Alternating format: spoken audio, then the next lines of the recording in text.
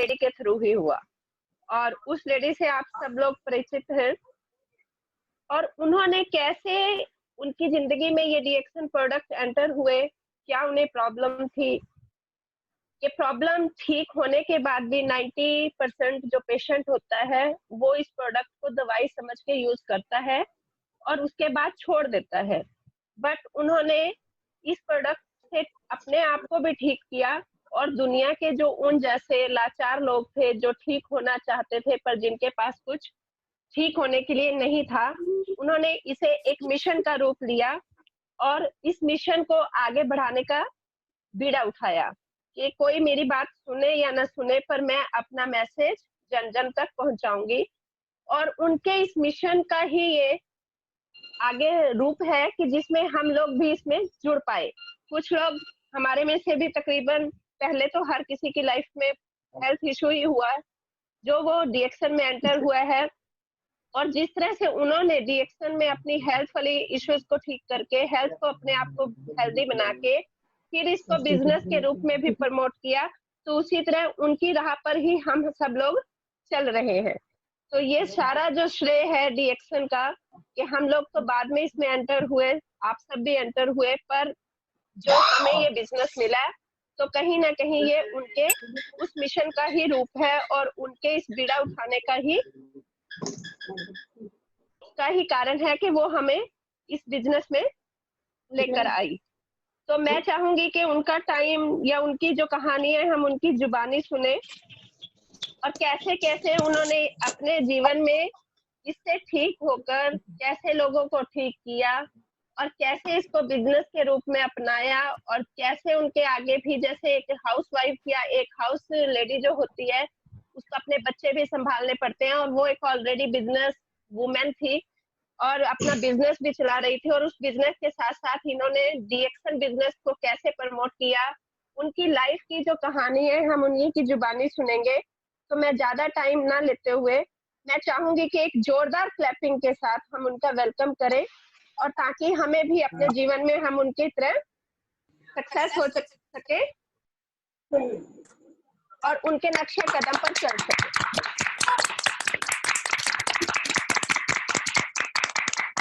Good morning, नमस्कार। जैसा कि आप लोग मेरे बारे में जानते ही हैं, मैं धामपुर से बिलोंग करती हूँ और हम लोग आज से 18 साल पहले इस बिजनेस में एंटर किया था। और इस बिजनेस के अंदर हमने एंटर कैसे किया मैं थोड़ा आपको बताना चाहूंगी। ज्यादातर लोग मेरे बारे में जानते हैं कि हम लोग इस बिजनेस में कैसे आए, क्योंकि उन दिनों में बीमार थी और लाइलाज थी। तो जब कोई भी व्यक्ति लाइलाज हो जाता है और बीमार होता है तो उसको उस समय कोई भी कुछ बताता है तो उसको क्या होता है, समझ नहीं आता। तो इसी तरीके से हमारी लाइफ चल रही थी कि कहीं भी उसे ठीक होने का कोई भी चांस नहीं था। तो उस समय हमें इस बिजनेस के इसके बारे में पता चला, इस हर्ब के बारे में पता चला कि एक ऐसी हर्ब आ चुकी है जिसको हम खाकर ठीक हो सकते हैं। तो मेरी जगह कोई भी हो, क्या बिलीव करेगा? किसी को भी बिलीव नहीं होगा। मुझे भी बिलीव नहीं हुआ था, क्योंकि जो व्यक्ति बीमार है ना तो वो आधे से ज्यादा डॉक्टर बन जाता है, तो उसे बिलीव नहीं होता। तो मुझे भी बिलीव नहीं हुआ था। लेकिन भरत भैया जो हमारी अपलाइन भी हैं और जिन्होंने मुझे इस चीज के बारे में बहुत ज्यादा मतलब कि प्रेस किया, आज उन्हीं की बदौलत आज हम यहाँ पर हैं। और जो आज मैं आपको मीटिंग दे रही हूँ ये सब में श्रेय उन्हीं को जाता है कि अगर वो प्रयास नहीं करते तो आज हम सफल भी नहीं होते। उन्हीं का प्रयास है कि जो मेरा जीवन बचा और आज इस बिजनेस में हम लोग आए। तो उन्होंने जब हमें इस चीज के बारे में बताया तो पहले बिलीव नहीं हुआ। मैं तो पढ़ लिख नहीं सकती थी इसके बारे में, क्योंकि उस समय मेरी कंडीशन ऐसी नहीं थी, मैं ऑन बेड थी। तो मेरे हस्बैंड ने इसको पढ़ा, समझा, जाना और उसके बाद उन्होंने मुझे इसे खिलाया कि इसे खाकर तुम ठीक हो सकती हो। लेकिन मुझे बिलीव नहीं था। क्यों बिलीव नहीं था? क्योंकि मैंने नहीं खुद स्टडी किया था। जब तक हम किसी चीज को खुद स्टडी नहीं करते हैं तब तक हमें बिलीव नहीं होता।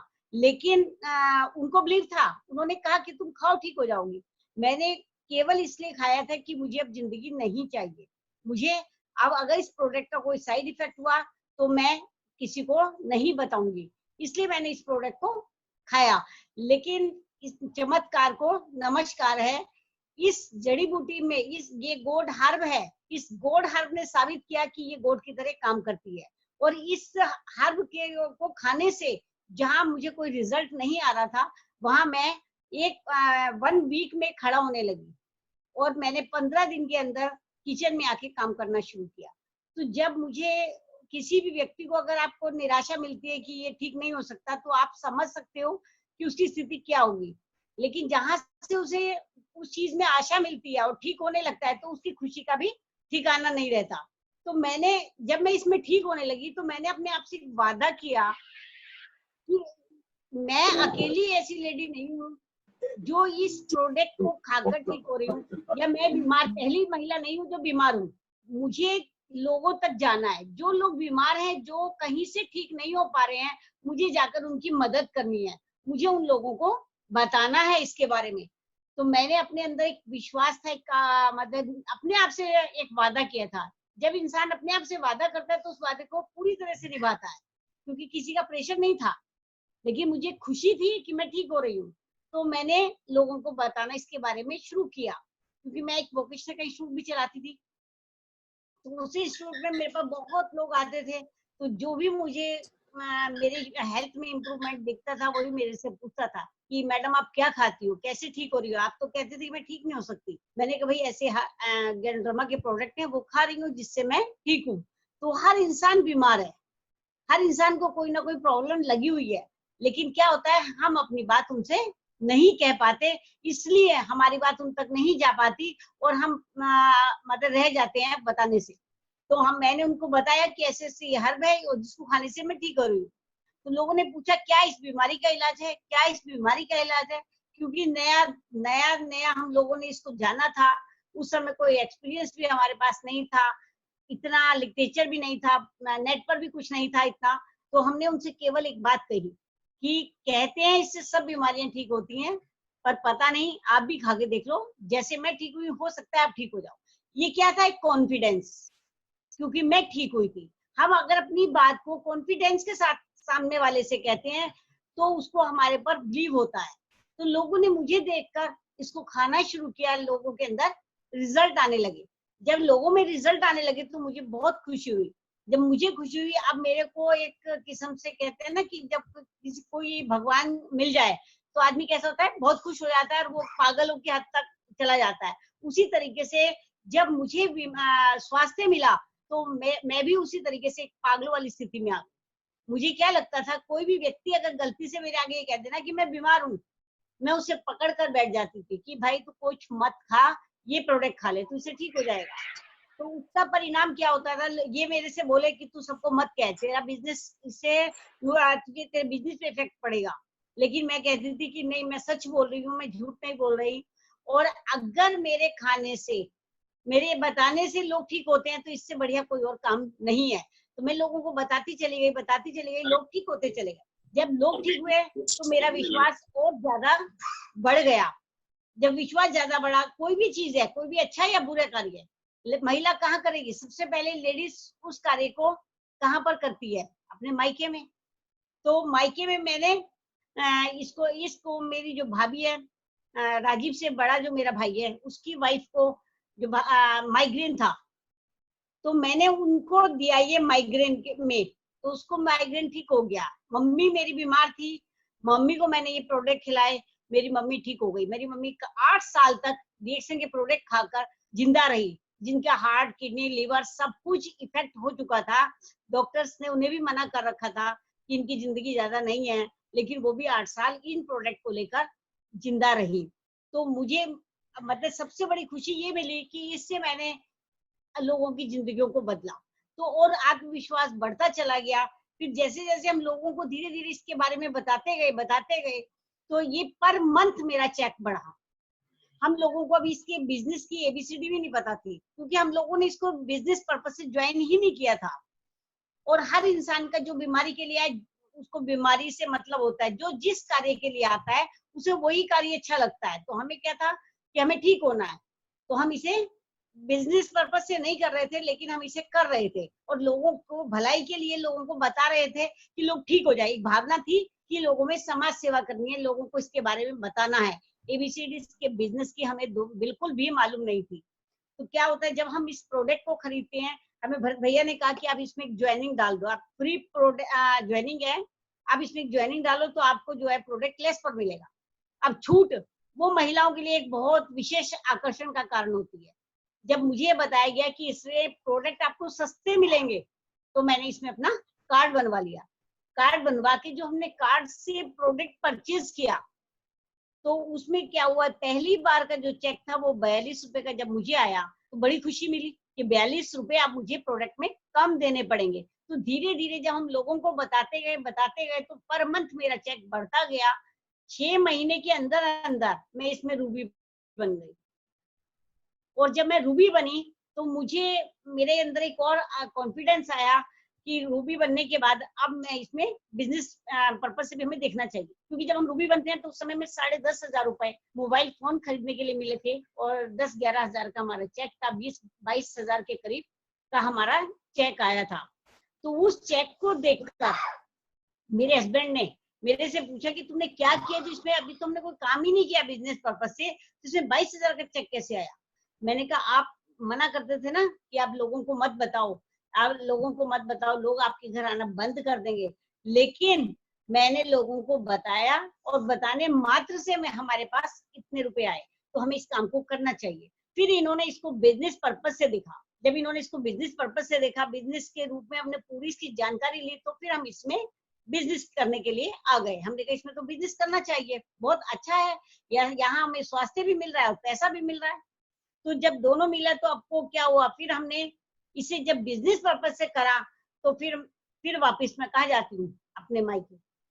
तो वहां पर क्या है, हमारे घर में ट्रेजेडी होने की वजह से जो राजीव है वो ज्यादा आगे नहीं बढ़ पाया था, तो ये थोड़ा आर्थिक समस्याओं से उलझ रहा था।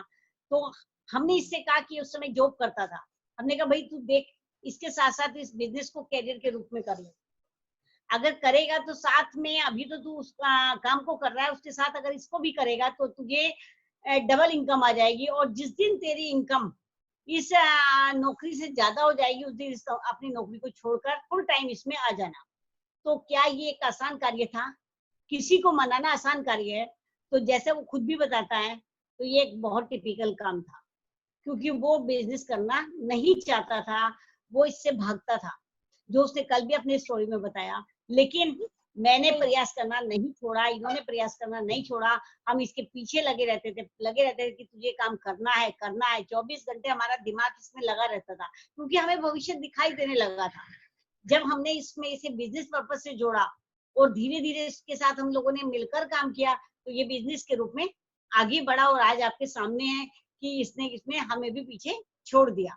तो ये एक ऐसा बिजनेस है जिसको आप करके, ये नहीं है कि अपलाइन आगे जा सकती है, डाउन लाइन आगे जा सकती है, इसमें कोई भी आगे जा सकता है। तो ये किसी एक का बिजनेस नहीं है। हमें मेन पॉइंट समझना क्या है कि ये बिजनेस किसका बिजनेस है। ये बिजनेस एक फैमिली बिजनेस है। इस बिजनेस को हर इंसान कर सकता है।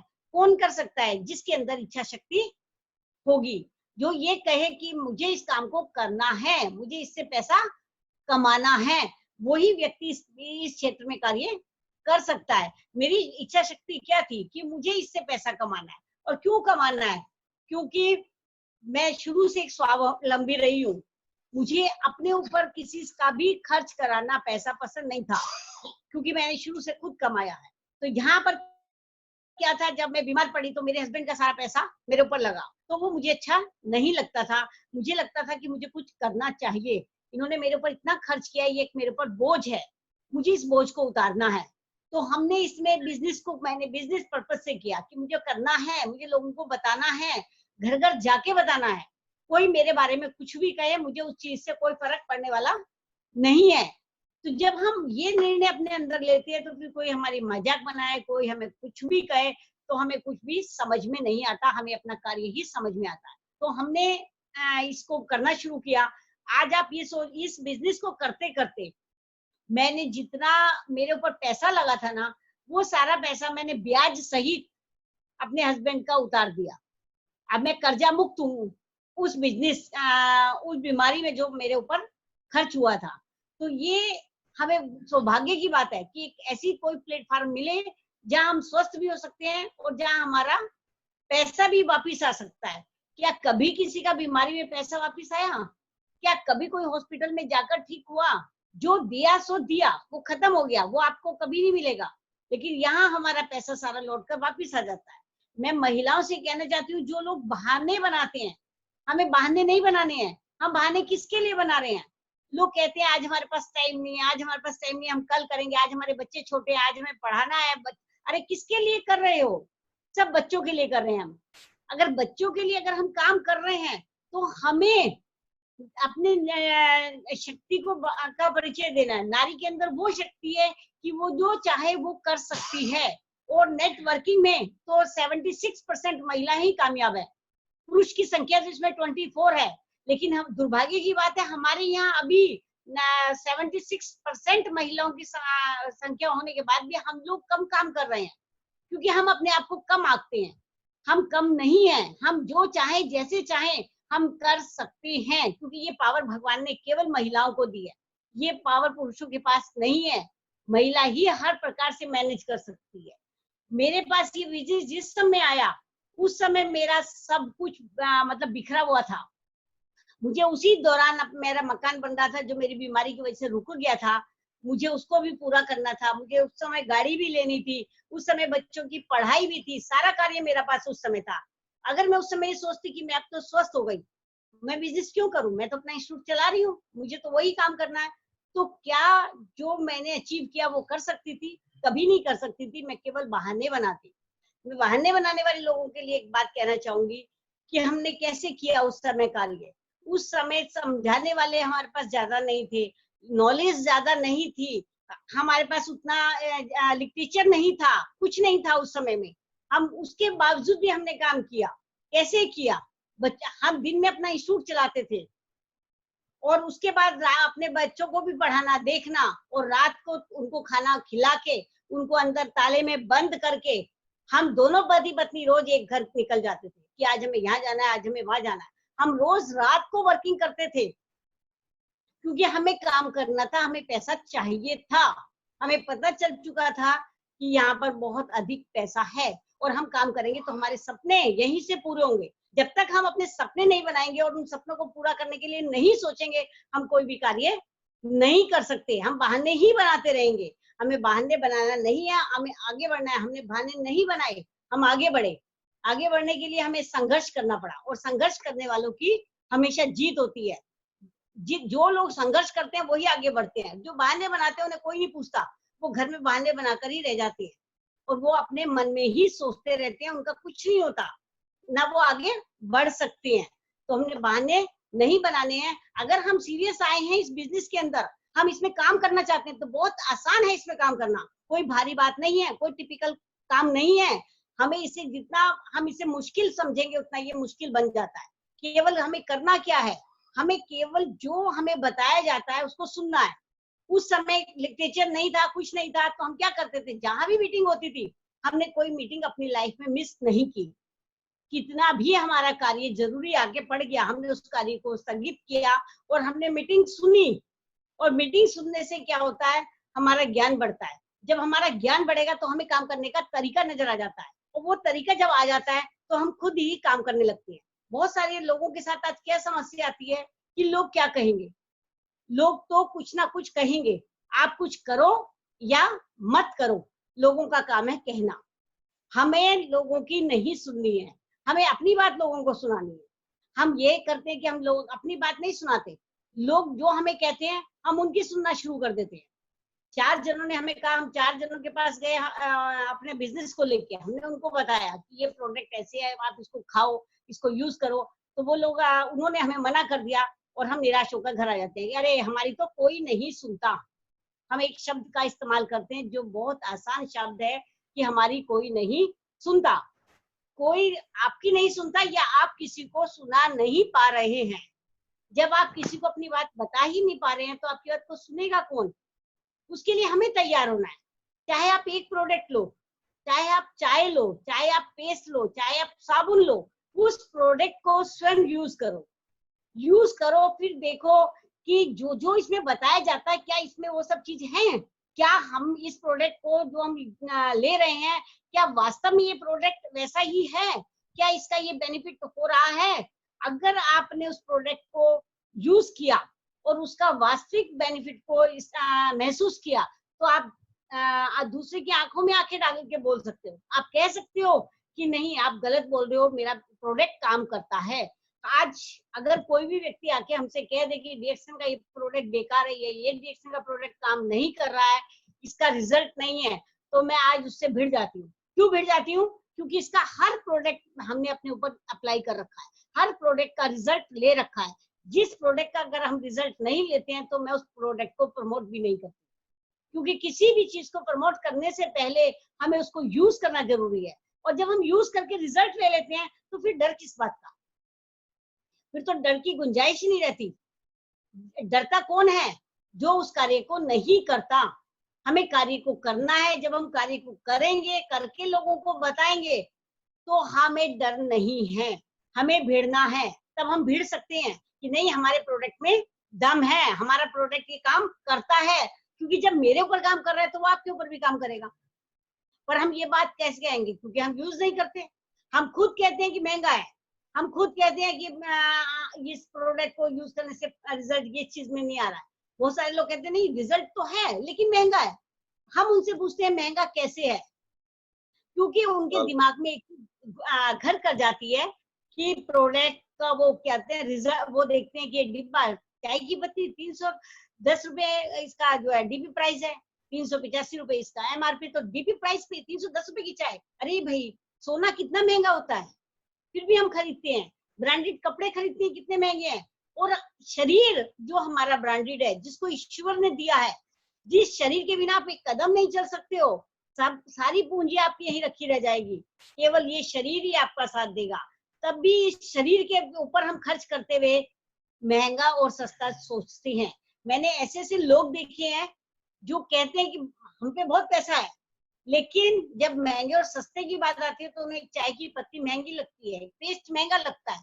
तब हम उनसे पूछते हैं फिर आप बहुत गरीब हैं, आप पैसे वाले नहीं हैं, अगर आपको चाय और पेस्ट महंगा लग रहा है तो फिर अभी आप अपनी आमदनी को बढ़ाने के बारे में सोचो, क्योंकि पैसा नहीं है इसीलिए आप उसको खरीद नहीं पा रहे हो, आपको महंगा लग रहा है। और हमारी सोच में महंगा है तो जिसे हम बताने जा रहे हैं उसकी सोच में तो वो उससे भी पहले महंगा आ जाता है।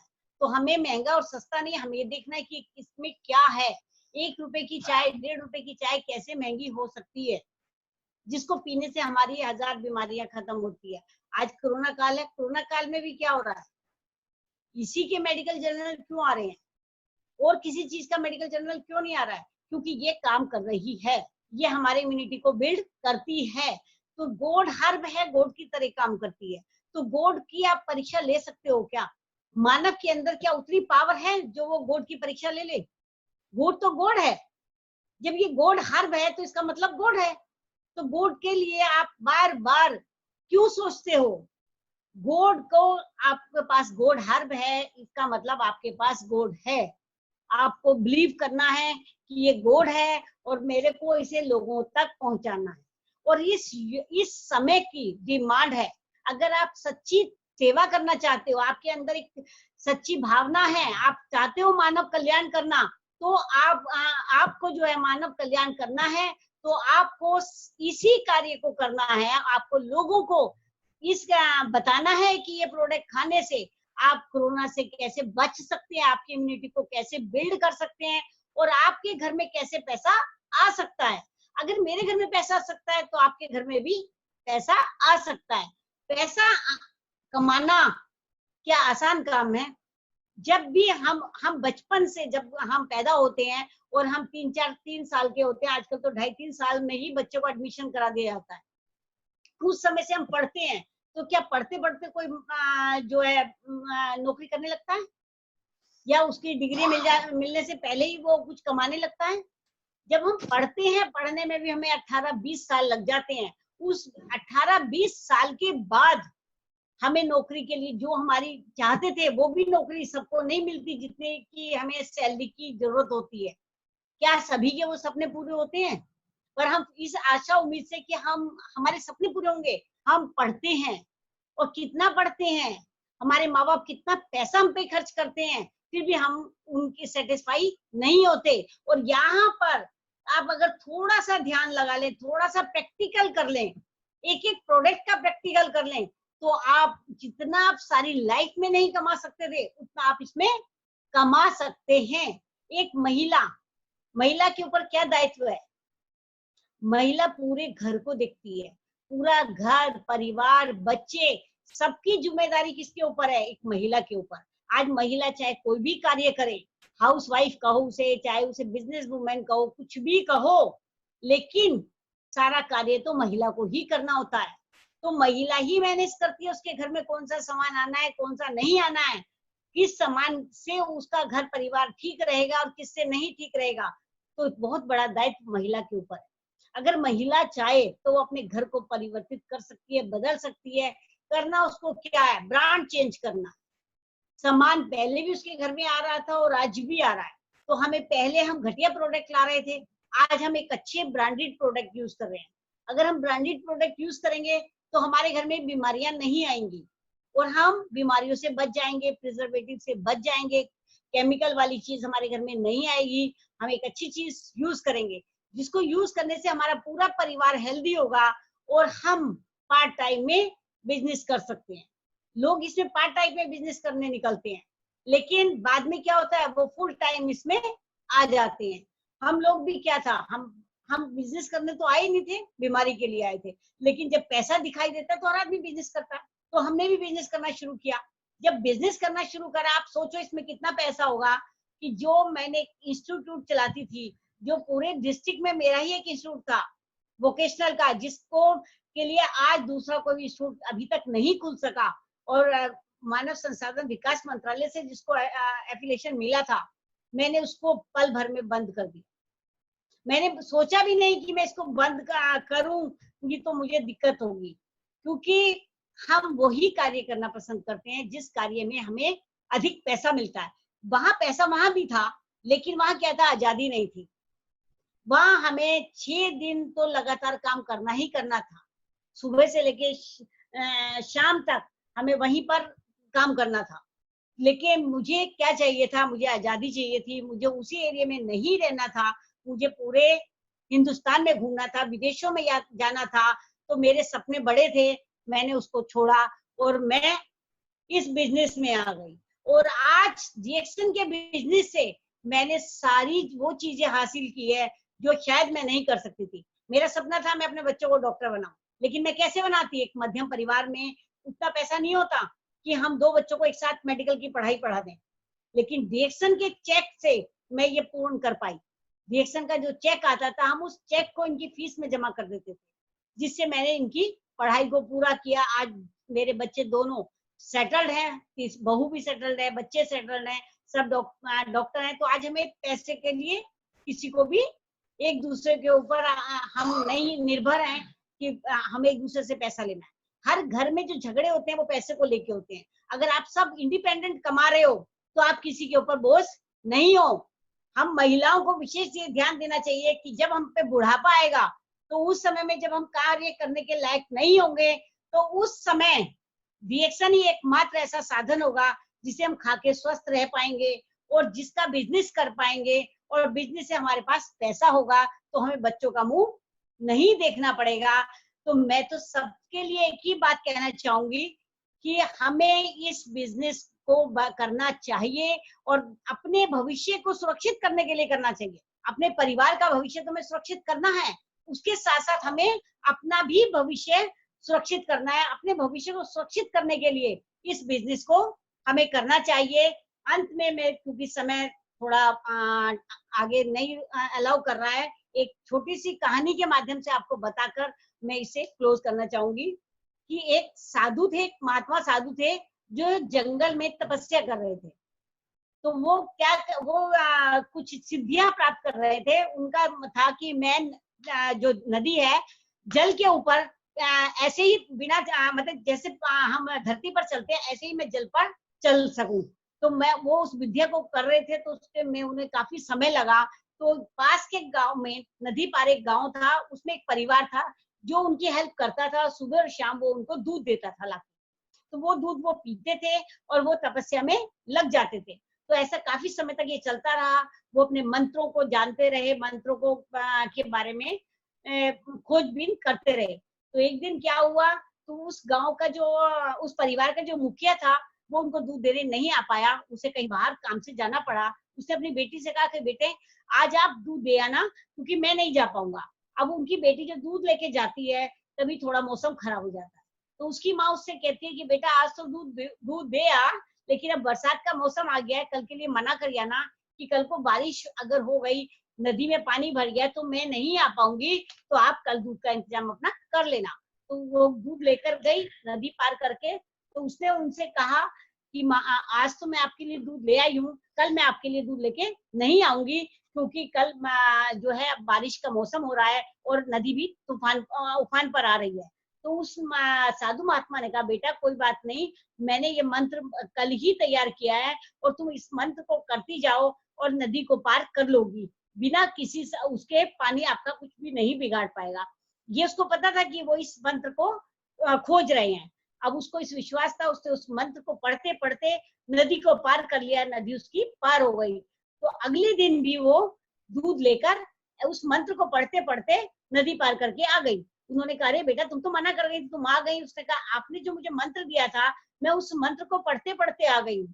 तो उन्होंने कहा अच्छा वो मंत्र इतना कारगर हो गया कि आप उसको पार करके आ गई? उसने कहा। तो उस साधु को लगा कि मैं भी देखूं, मुझे विश्वास नहीं हो रहा था कि मेरा मंत्र इतना काम कर सकता है कि वो नदी को पार कर सकता है।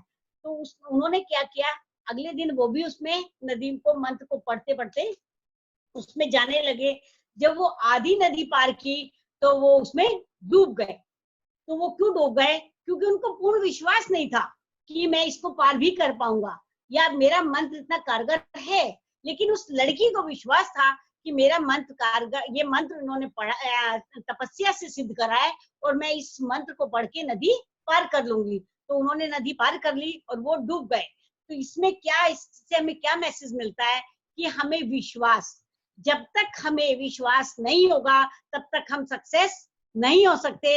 हमें विश्वास करना पड़ेगा कि ज्ञानोधर्मा हमारे लिए कारगर है। ज्ञानोधर्मा से हमें जो चाहे वो मिलेगा। ये अलादीन का चिराग है, जो भी चीज इससे चाहिए, आपको हेल्थ चाहिए ये हेल्थ देगा, आपको वेल्थ चाहिए वेल्थ देगा, आप इससे जो मांगोगे ये आपको देगा। आपको इस विश्वास के साथ रिएक्शन में काम करना है। अगर आप इस विश्वास के साथ रिएक्शन में काम करेंगे तो आपको आपकी हर जो भी आपकी तमन्नाएं, जो भी आप इससे इच्छाएं चाहते हैं, आपकी सारी इच्छाएं पूरी होंगी। और अगर आपको विश्वास नहीं होगा तो आप उस साधु की तरीके से डूब जाएंगे।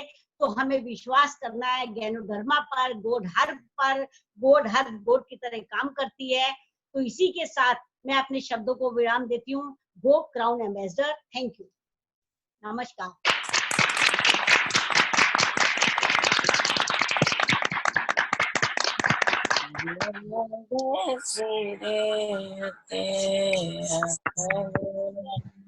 बहन जी जबरदस्त, बहुत बहुत जबरदस्त, बहुत अल्टीमेट इंफॉर्मेशन दी, बहुत जबरदस्त